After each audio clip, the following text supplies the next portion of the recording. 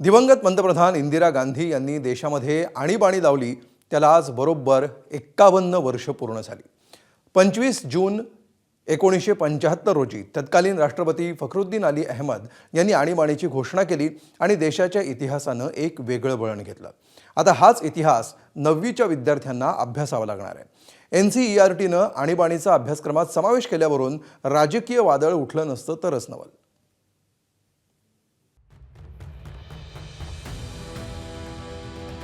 एकोणीसशे 75 साली तत्कालीन पंतप्रधान इंदिरा गांधींनी लादलेली आणीबाणी आता धड्याच्या रूपानं पुस्तकात आली आहे। NCERTनं 9वीच्या समाजशास्त्राच्या पुस्तकात एक नवा विभाग समाविष्ट केलाय। Understanding society India and beyond या समाजशास्त्राच्या पाठ्यपुस्तकाच्या नव्या अभ्यासक्रमात आणीबाणीवर खास प्रकरण देण्यात आलंय। लोकशाहीच्या पुनर्स्थापनेसाठी नागरिकांची एकजूट आणि जयप्रकाश नारायण यांचं जनआंदोलन यावर भर देण्यात आलाय।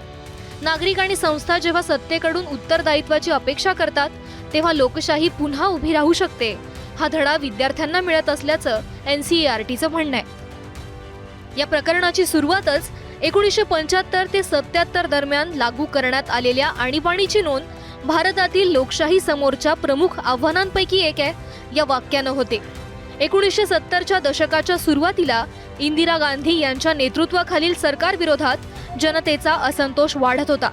वाढती बेरोजगारी, महागाई आणि गैरकारभाराचे आरोप यामुळे देशभर व्यापक आंदोलनं उभी राहिली असा मजकूर आहे। याबरोबरच 1977 मध्ये आणीबाणी उठवण्यात आल्यानंतर झालेल्या सार्वत्रिक निवडणुकीत सत्ताधारी पक्षाचा जनतेनं पराभव केला। जनतेनं मतदानाच्या अधिकारातून आपला कौल दिला। ही घटना भारतीय लोकशाहीच्या कणखरतेचं उत्तम उदाहरण असल्याचं या प्रकरणात म्हटलंय।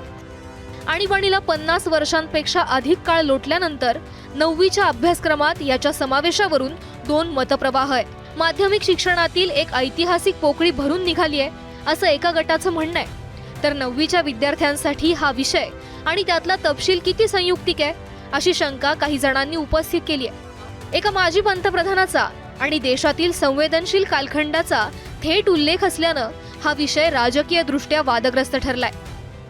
इतिहास को अपने तरीके से आप देख सकते हैं, ये उनकी इच्छा है।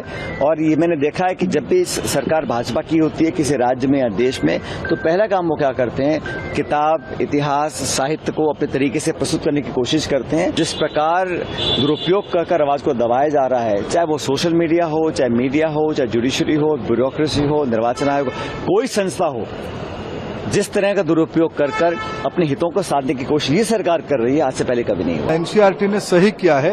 इमरजेंसी जैसे काले कारनामों को देश को भविष्य के पीढ़ी जाने, पढ़े, समझे, ऐसे दोबारा स्थिति ना आए, इसलिए NCERT ने उसको विषय में लाया है। NCERT ने अच्छा काम किया।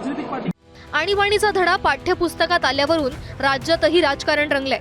त्यावेळची परिस्थिती यांच्या अनेक लोकांना माहीत नाही, यांना काय अभ्यास आहे त्याचा। ज्यावेळेस खलिस्तान निर्मितीचा प्रश्न होता, रेल्वे मंत्र्याचा झालेला खून, एकूणच देश ज्या परिस्थितीमध्ये समोर जात होता, त्यातून हा प्रकार त्यावेळची आवश्यकता होती हे अनेकांनी सिद्ध करून दाखवलं आहे। तरी पण जर अशा पद्धतीनं या ठिकाणी याचा उल्लेख होत असेल NCERTच्या अभ्यासक्रमामध्ये, हे दुर्दैव आहे। 1942च्या आंदोलनामध्ये गांधींना समर्थनच देऊ नका आणि आम्ही तुमच्याबरोबर असा म्हणणाऱ्यांचा इतिहास का लिहित नाही पुस्तकांमध्ये? या ब्रिटिशांची माफी मागणाऱ्यांची एक फौज आहे, त्या फौजेचं नाव का नाही लिहित की कोण हे माफीकार होते, त्याच्याबद्दल इतिहासात का लिहित नाही? तेव्हा ॲज अ निवडक इतिहास देऊन तुम्ही देशाची दिशाभूल करू नका आणि ते पुस्तकांच्या माध्यमातून आणून त्याचं वातावरण तयार करण्याचा प्रयत्न करू नका। 25 जून 1975च्या मध्यरात्री जी संविधानाची हत्या केली, 12 जून 1975 अलाहाबाद हायकोर्टाने तुमच्या उणिवा, तुमच्या चुका, तुम्ही शासनाचा जो गैरउपयोग केला त्याबद्दल तुम्हाला शिक्षा सुनावली, तुम्ही काय केलं? शिक्षा नाही स्वीकारली, आणीबाणी लावली। हा धडा जर दिला असेल तर काही लोकांची पोटं दुखत असतील तर पोटं दुखण्याचं काहीही कारण नाही। जेव्हा काँग्रेसचं सरकार होतं तेव्हा पाठ्यपुस्तकांमधून इतिहासाची मोडतोड केल्याचा आरोप भाजप करत असे। आता गेल्या एका तपापासून भाजप केंद्रात सत्तेत असताना हाच आरोप काँग्रेसकडून होतोय. आणीबाणी हा देशाच्या इतिहासातला एक मोठा कालखंड होता आणि त्याची ओळख उद्याच्या नागरिकांना करून देण्यात काही गैर नाही. पण हे करण्याचा हेतू अकॅडमिक आहे की पॉलिटिकल हे जास्त महत्त्वाचं. ब्युरो रिपोर्ट, ABP माझा.